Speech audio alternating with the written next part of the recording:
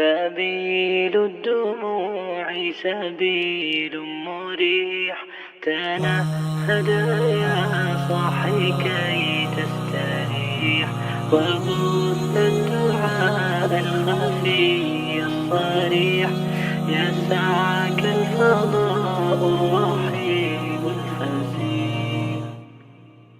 سبيل الدموع سبيل مريح تنهدى يا صاحي كي تستريح وبث الدعاء الخفي الصريح يسعك الفضاء الرحيب الفسيح.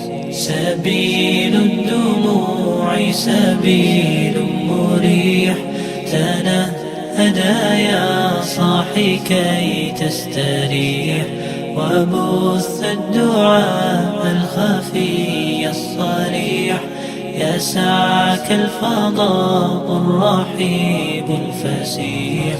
Assalamualaikum warahmatullahi wabarakatuh.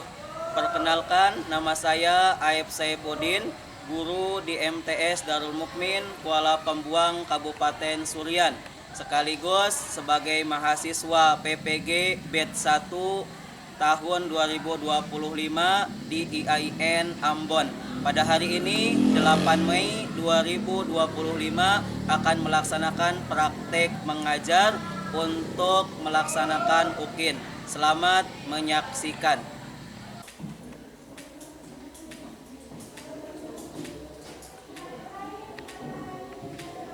Baik, Assalamualaikum warahmatullahi wabarakatuh. Waalaikumsalam warahmatullahi wabarakatuh. Kaifa halukum? Ana bikhair. Sabahul khair. Sabahan nur. Baik, anak-anak, pada hari ini bahwasanya kita ketemu lagi dengan Bapak dengan pelajaran SKI. Sebelum kita memasuki pelajaran, Bapak akan absen terlebih dahulu.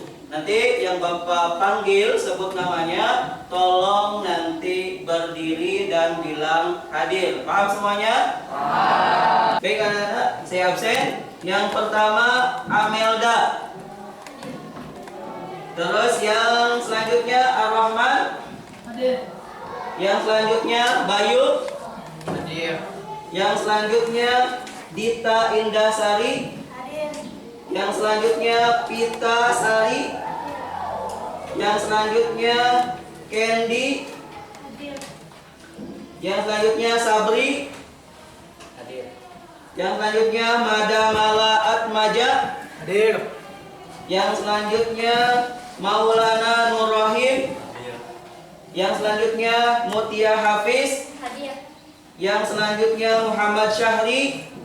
Hadir. Yang selanjutnya Muhammad Ansari. Hadir. Yang selanjutnya Muhammad Hanif Saprudin. Hadir. Yang selanjutnya Nur Hidayah. Hadir. Yang selanjutnya Fajriansyah. Hadir. Yang selanjutnya Putri. Yang selanjutnya Putri Rahayu. Hadir. Yang selanjutnya Robiatul Adawiyah. Yang selanjutnya Rizky Pratama. Hadir. Yang selanjutnya Sandra Laura Kasih. Yang selanjutnya Satria. Hadir. Yang selanjutnya Syifa. Hadir. Yang selanjutnya Weni. Hadir. Baik, terima kasih hadir semua. Baik, setelah kita absen, kita akan sekarang doa ya. Karena doa bagi seorang muslim adalah sebagai senjatanya. Doa akan Bapak pimpin, silahkan nanti diikuti. Bismillahirrahmanirrahim. Bismillahirrahmanirrahim. Rabbi zidni ilma. Warzuqni fahma. Amin. Baik, selanjutnya kita untuk meningkatkan menunjukkan rasa cinta terhadap bangsa kita akan menyanyikan dulu lagu Indonesia Raya. Semuanya dimohon berdiri. 1, 2, 3.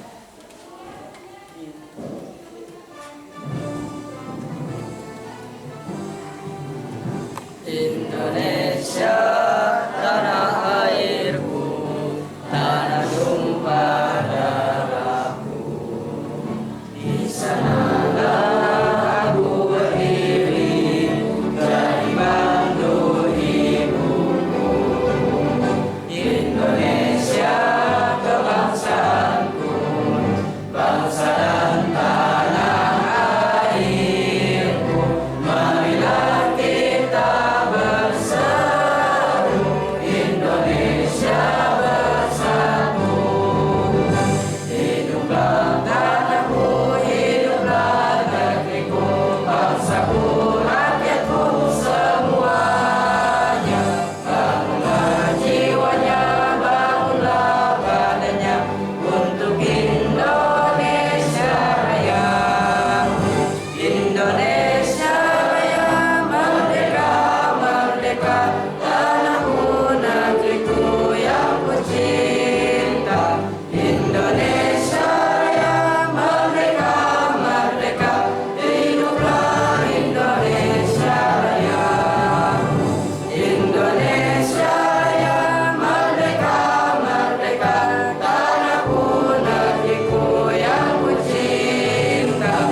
Indonesia Raya, merdeka, merdeka, hiduplah Indonesia Raya. Silakan duduk kembali. Baik anak-anak, kita akan lanjutkan pada materi inti kita. Pada kesempatan kali ini, insya Allah kita akan membahas tentang sejarah perkembangan Islam pada masa Khulafaur Rasyidin. Sebelum kita masuk ke inti, Bapak jelaskan terlebih dahulu. Di sini ada peta konsep, ya, peta konsep yang akan kita pelajari. Bisa dilihat, mungkin yang agak sana agak sedikit ini ya, agak sedikit susah melihatnya, tapi insya Allah kelihatan. Peta konsep pada kali ini, yang pertama adalah gaya kepemimpinan Khulafaur Rasyidin. Nanti kita akan sedikit perkenalan bagaimana siapa saja Khulafaur Rasyidin itu. Yang selanjutnya ada prestasi. Nanti prestasinya apa, terus apa namanya yang dicapai sama beliau, sama Khulafaur Rasyidin itu apa. Yang selanjutnya ada mengambil ibrah prestasi-prestasi yang dicapai Khulafaur Rasyidin. Yang selanjutnya kita meneladani kepemimpinan Khulafaur Rasyidin. Dan itu yang paling penting. Inti dari pembelajaran ini kita bisa menerapkan dalam kehidupan kita sehari-hari. Baik anak-anak, sekarang kita akan masuk pada pembelajaran. Di sini Bapak terangkan terlebih dahulu bahwasanya lihat, setelah Rasulullah SAW wafat, kepemimpinan dilanjutkan oleh umat Islam, dipercayakan kepada Khulafaur Rasyidin. Nah, Khulafaur Rasyidin. Sekarang timbul pertanyaan, siapa yang tahu Khulafaur Rasyidin? Baik, Hanif, siapa saja Khulafaur Rasyidin? Khulafaur Rasyidin terdiri dari Abu Bakar As-Siddiq. Yang pertama, semuanya Abu Bakar As-Siddiq. Yang kedua, Umar bin Khattab. yang kedua Umar bin Khattab. Yang ketiga, Utsman bin Affan. Utsman bin Affan. Yang keempat, Ali bin Abi Thalib. Ali bin Abi Thalib. Berarti bahwasanya Khulafaur Rasyidin itu ada berapa? Ada 4. Kita lanjutkan. Bahwasanya kita akan masuk yang pertama, salah satunya adalah gaya kepemimpinan. Tadi kita sudah mengenal orangnya, bahwasanya Khulafaur Rasyidin ada 4. Ya, yang sekarang kita, siapa yang punya gambaran gaya kepemimpinan Khulafaur Rasyidin secara keseluruhan? Baik, Hanif lagi. Apa diantaranya? Di antaranya demokratis. Oke, yang pertama diantaranya Khulafaur Rasyidin memimpin umat ini dengan demokratis. Artinya bahwasanya dia tidak diktator. Dia dalam memimpin tidak semau dia, ya, tidak semau dia, tidak semau hawa nafsunya, tetapi dengan sistem demokratis. Ada yang lagi? Ada. Oke, apa? Kedua, karismatik. Karismatik ini penuh dengan wibawa, ya, penuh dengan wibawa. Nah, kita harus terapkan dalam kehidupan sehari-hari bahwasanya seorang pemimpin itu yang pertama harus demokratis, yang kedua karismatik, menjaga muruah kita. Jangan sampai kita melakukan hal-hal yang menurunkan karismatik kita. Ada lagi? Ada. Ya. Ketiga, adil. Adil. Nah, memimpin kita dalam kehidupan sehari-hari itu harus adil. Adil itu tidak mesti sama. Ya, adil itu tidak mesti sama. Contoh, coba kasih contoh. Adikmu dikasih uang jajan 10.000, kamu dikasih uang jajan 20.000, itu namanya adil. Tetapi andai kata mamamu kamu dikasih 10.000, adikmu yang masih TK dikasih 10.000, itu tidak adil. Adil tidak mesti sama, ya. Adil tidak mesti sama. Itu menempatkan sesuatu pada tempatnya. Kalian harus belajar ketika nanti sudah jadi pemimpin. Mungkin di sini nanti akan ada jadi bupati, akan jadi gubernur, kepala dinas dan lainnya, maka pimpinlah dengan adil. Baik, masih ada yang lain? Hanif? Oke, apa lagi? Hanif nih, borong terus. Yang keempat, arif. Arif dan bijaksana, ya. Baik. Yang selanjutnya Hanif, satu lagi ada kira-kira? Ada. Oke, apa? Segala keputusan khalifah diambil dari hasil musyawarah. Oke, baik, bagus sekali bahwasanya kalian ketika memimpin nanti jangan sampai kalian memutuskan dengan hawa nafsu, pokoknya saya mau seperti ini. Gak boleh, tapi memutuskan sesuatu itu harus dengan musyawarah. Baik, itu diantaranya garis besar gaya kepemimpinan Khulafaur Rasyidin. Sekarang kita akan mengenal satu persatu tentang Khulafaur Rasyidin. Tadi kita Khulafaur Rasyidin yang pertama siapa? Abu Bakar As-Siddiq. Sekarang kira-kira ada yang sedikit membaca atau sedikit mengenal tentang Khulafaur Rasyidin yang pertama. Siapa?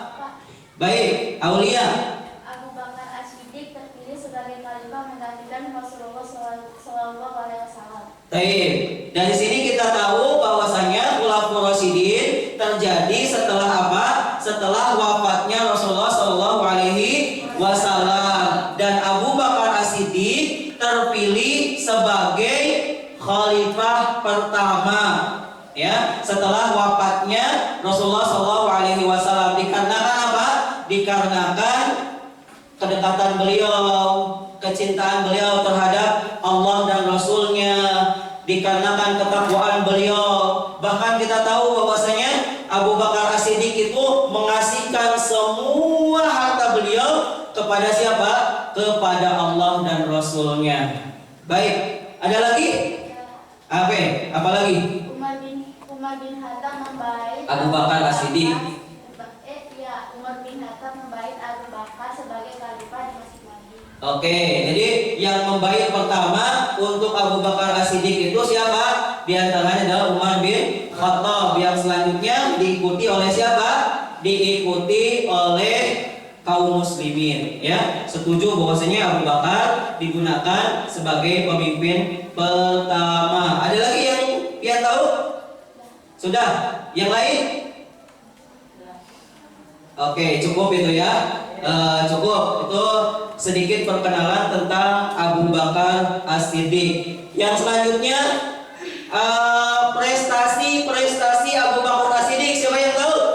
Oke, Pak Jeli. Prestasi Abu Bakar As-Siddiq apa?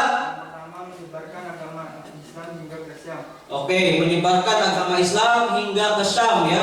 Sangat jauh sekali. Lihat bahwasanya Islam berkembang mulai dari pertama di Makkah, tidak berkembang dengan baik, hijrah ke Madinah, selanjutnya mendapat sambutan yang baik, dari situlah menyebar ke seluruhnya, dilanjutkan oleh Abu Bakar ini sehingga menyebar ke seluruh ke seluruh dunia termasuk Syam tadi. Oke, ada lagi Pak Jeli?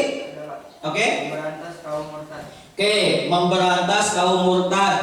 Murtad itu apa? Artinya setelah wafatnya Nabi ada orang-orang itu yang apa? Yang keluar dari Islam. Itu namanya murtad.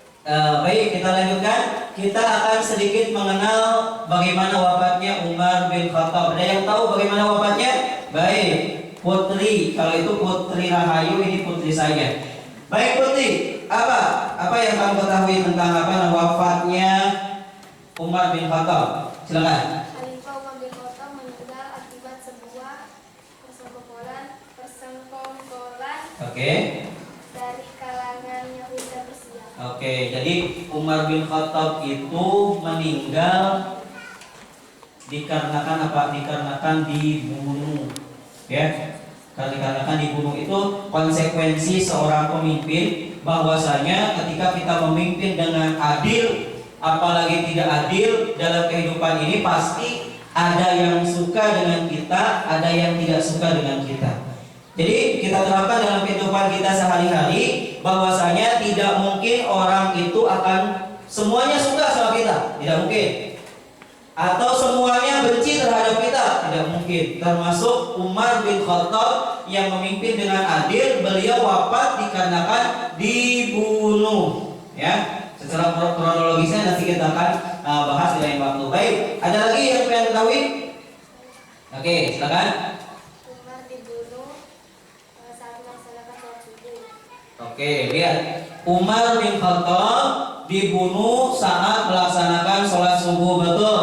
Bahwasanya diceritakan yang mau membunuh ini sudah merendam yang namanya belati. Tuh kalian belati? Direndam, dimasukin ke dalam racun. Setelah itu dia ikut dengan kaum muslimin. Dulu belum ada lampu. Setelah ini sholat subuh dulu masih gelap-gelapan. Jadi kita tidak tahu dihiga kita nih Fajri kah? Dihiga kita nih sepertinya Satria kah? Dihiga kita sholat subuh semuanya. Pas beliau mengimami, beliau dibunuh. Dan yang membunuh itu lari, sehingga membunuh yang lain juga. Ada yang terkena. Kalian bayangkan sholat subuh di masjid, banyak orang. Setelah itu kalian seperti ada yang membunuh. Setelah itu dia mau lari kan? Mau lari, akhirnya ya terkena. Ya, dalam sejarah kalau tidak salah ada kurang lebih 9 orang yang meninggal juga pada peristiwa itu. Jadi Umar bin Khattab dibunuh oleh Lu'lu', seorang mantan budak Persis. Umar ditusuk dengan belati yang beracun. Sudah Bapak itu kan ya. Jadi kita ambil pelajaran dari situ. Kalau kalian nanti sudah jadi pemimpin, ya kalau sudah jadi pemimpin sudah harus siap jiwa dan raga kita. Ya, ada nggak di sini yang cita-cita jadi bupati? Ada yang cita-cita jadi gubernur? Ya makanya sekarang kan ada namanya ajudan gubernur, ada ajudan bupati, yaitu itu untuk melindungi hal-hal peristiwa pembunuhan. Kalau dulu kan belum ada namanya ajudan dan sebagainya, ya baru ada nanti di masa Umayyah dan lainnya. Baik, itu tentang wafatnya Umar bin Khattab. Yang selanjutnya Khalifah Utsman bin Affan. Ada yang kenal dengan Khalifah Utsman bin Affan? Oke, Mutia, apa yang kamu ketahui tentang Khalifah Utsman bin Affan? Utsman bin Affan itu khalifah ketiga setelah Umar bin Khattab. Baik, Utsman bin Affan adalah khalifah yang ketiga. Ada yang diketahui lagi? Oke, silakan. Utsman itu merupakan saudagar kaya yang membantu visi dan misi Islam dengan harta. Baik, lihat. Jadi kita belajar dari situ, Islam tidak melarang kita untuk kaya. Siapa yang menjadi orang kaya, teman-teman? Gak ada? Oh, biar Bapak aja. Siapa yang menjadi orang kaya? Angkat tangan. Kalau begini berarti setengah kaya. Kalau ini kaya, kalau saya kaya banget seperti gitu kan. Baik. Sudah, semuanya pengen jadi orang kaya. Salah satunya adalah berusaha. Dan Utsman bin Affan ini termasuk orang kaya yang dermawan. Lihat, harta kalau ditempatkan, dikasihkan kepada orang yang tepat, maka akan bermanfaat. Tapi harta kalau dikasihkan kepada orang yang tidak tepat, maka tidak akan bermanfaat. Salah satunya Utsman bin Affan ini, lihat, dia mendermakan hartanya untuk apa? Untuk fisabilillah, di jalan Allah Subhanahu wa Ta'ala. Dan ingat, kita tidak akan habis harta kita karena dikasihkan di jalan Allah Subhanahu wa Ta'ala. Allah mengatakan, la in syakartum la azidannakum. Kalau kalian bersyukur, maka kalian akan ditambah nikmatnya. Salah satu bagian dari syukur adalah ketika kita mendapatkan harta, diinfakkan di jalan Allah Subhanahu wa Ta'ala. Baik, kita lanjutkan sekarang wafatnya Utsman bin Affan. Siapa yang tahu bagaimana wafatnya Utsman bin Affan? Oke, Imelda. Utsman bin Affan banyak mengganti para gubernur yang tidak cocok dan kurang cakap dengan orang yang kredibel dari kalangan kerabatnya. Oke, jadi ini termasuk khulasah dulu tentang Utsman bin Affan. Jadi beliau itu banyak memasukkan keluarga dari beliau dan mencopot orang-orang yang tidak punya kemampuan, diganti dengan keluarganya. Baik, ada yang mengenal lagi tentang Utsman bin Affan yang lain? Oke, apa lagi? Utsman bin Affan menilai beberapa pejabat dan gubernur gagal dan tidak menjalankan amanah dengan baik. Oke, jadi kita sebagai pemimpin, kalau sepertinya kalian jadi presiden, jadi khalifah, dievaluasi. Oh, ini gubernur ini bagus, gubernur ini tidak bagus, bupati ini tidak bagus dan sebagainya. Kalau tidak bagus, boleh dicopot ya dengan kesalahannya. Baik, ada lagi? Oke, apa? Silakan. Kegagalan para pejabat dimanfaatkan oleh Abdullah bin Sabah, seorang Yahudi untuk memberontak kepada Khalifah. Baik, di masa Utsman bin Affan ini ada pemberontakan yang dimanfaatkan oleh Abdullah bin Sabah, bahwasanya untuk memberontak ya kepada Utsman bin Affan. Baik, ada lagi?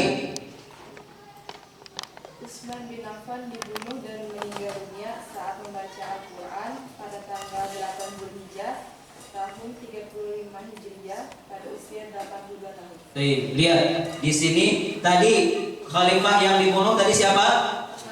Umar bin Khattab. Dan yang ketiga juga Utsman bin Affan juga, diantaranya meninggal karena dibunuh. Lihat, ya, jadi berat sebagai pemimpin itu berat, ya, seperti ini. Baik, sekarang kita lanjutkan ke yang selanjutnya tentang Khalifah Ali bin Abi Thalib. Khalifah yang keempat, siapa yang tahu? Baik, Maulana, apa yang kamu tahu tentang Khalifah Ali bin Abi Thalib? Ali bin Abi Thalib adalah anak dari paman Nabi Muhammad SAW.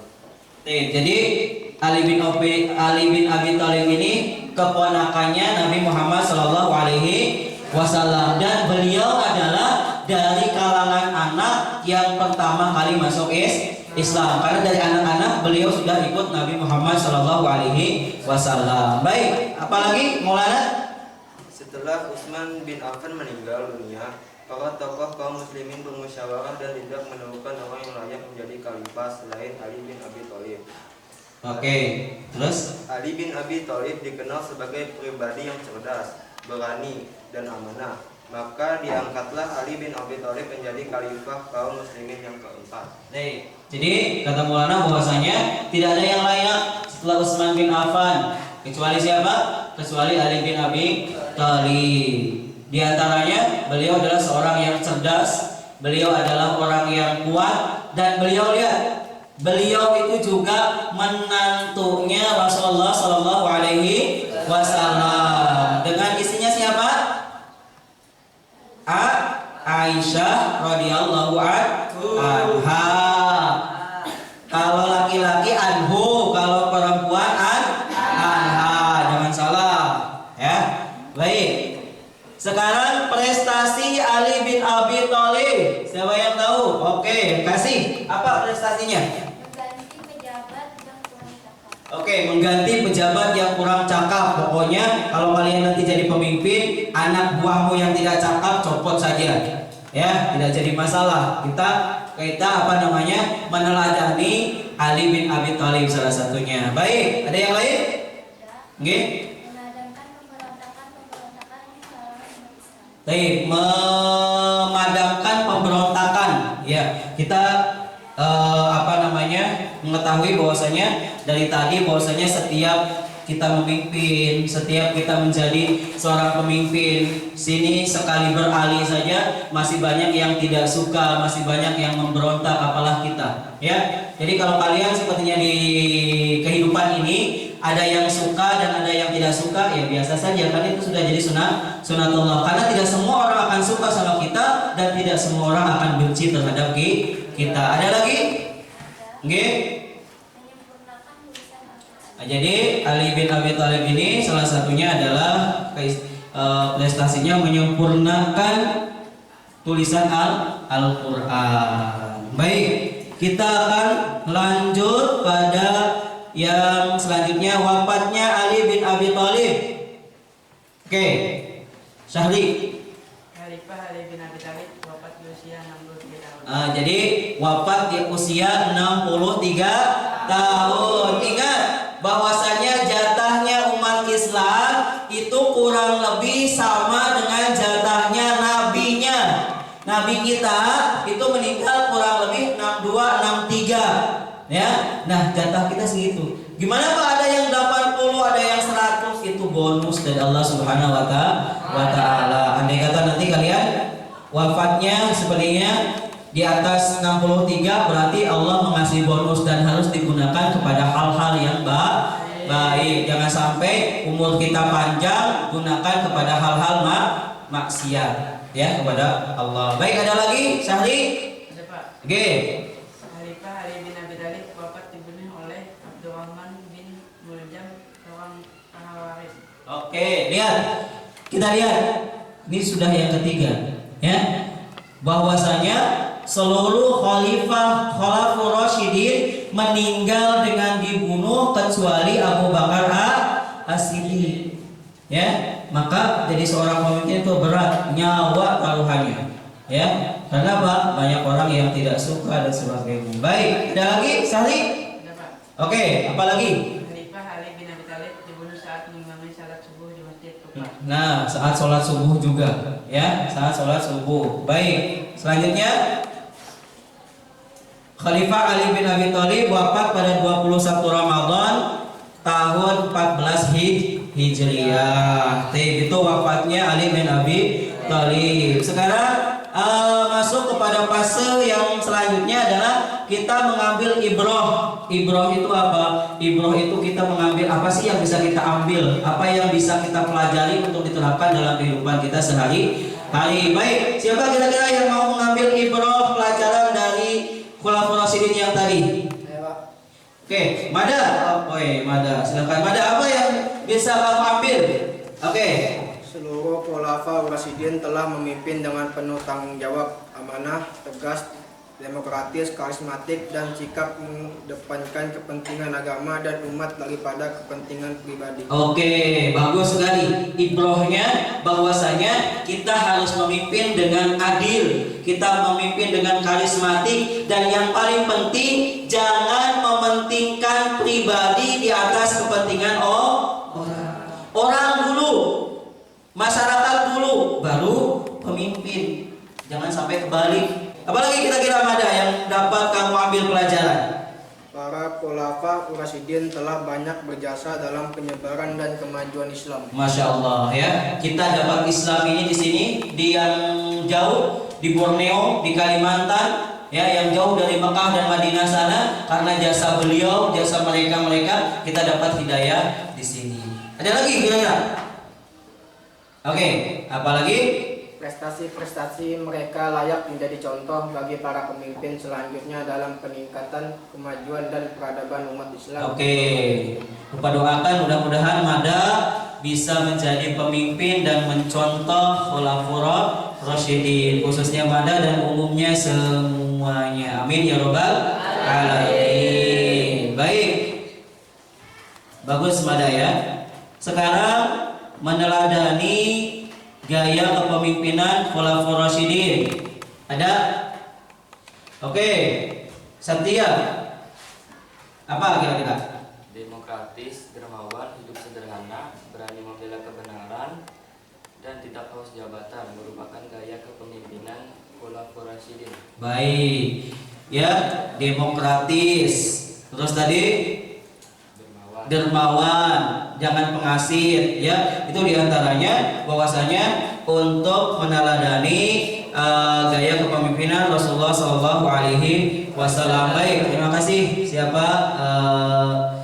Sekarang khulasoh. Nah, khulasoh itu artinya intinya atau rangkuman lah boleh dibilang. Siapa kira-kira yang mau merangkum tadi kegiatan kita belajar? Oh, baik. Silakan. Pita.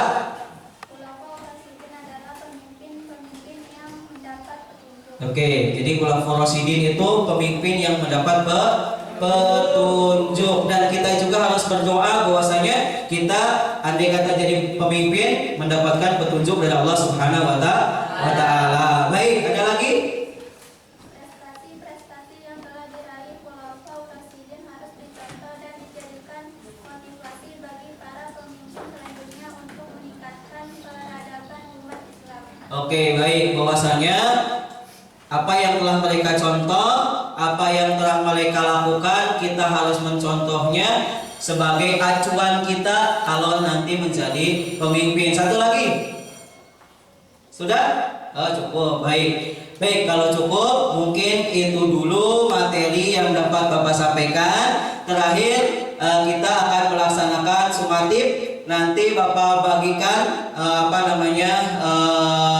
lembar kerja, kalian isi nama. Setelah selesai diisi nama, silahkan nanti dikembalikan ke sini. Bapak kasih waktu nanti sekitar 5 menit atau 7 menit. Paham semuanya? Baik. Ini Bapak akan bagikan soal-soal latihan. Silahkan nanti dikerjakan per orang. Paham ya?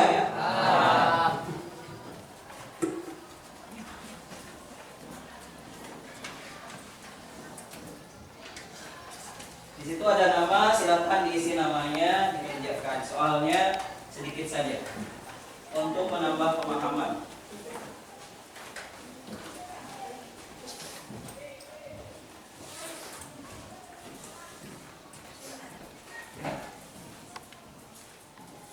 Silakan langsung dikerjakan ya, karena waktunya mau habis.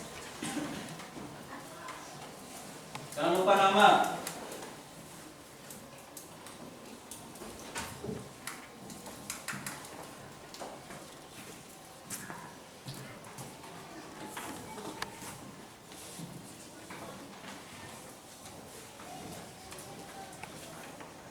Baik, selamat mengerjakan.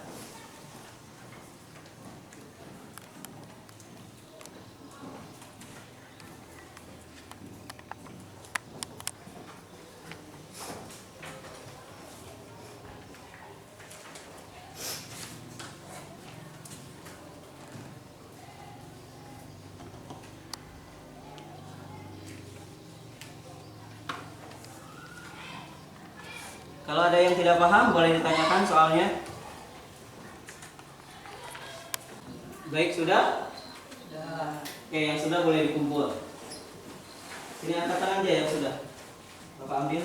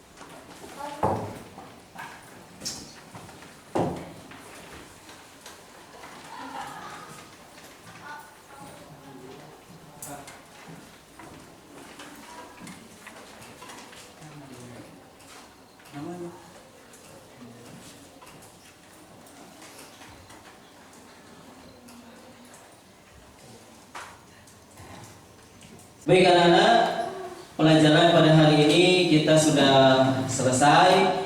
Terus uji kompetensi dengan uji kompetensi sumatif juga sudah selesai.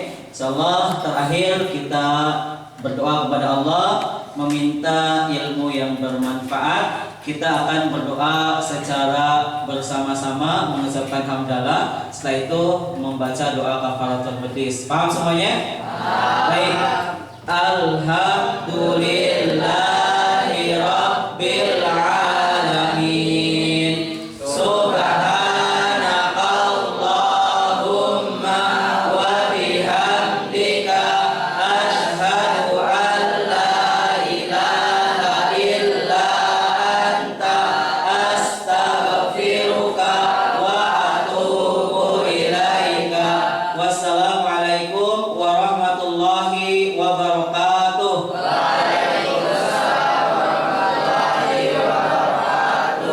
I was so far from you, yet to me you were always so close. I wandered lost in the dark.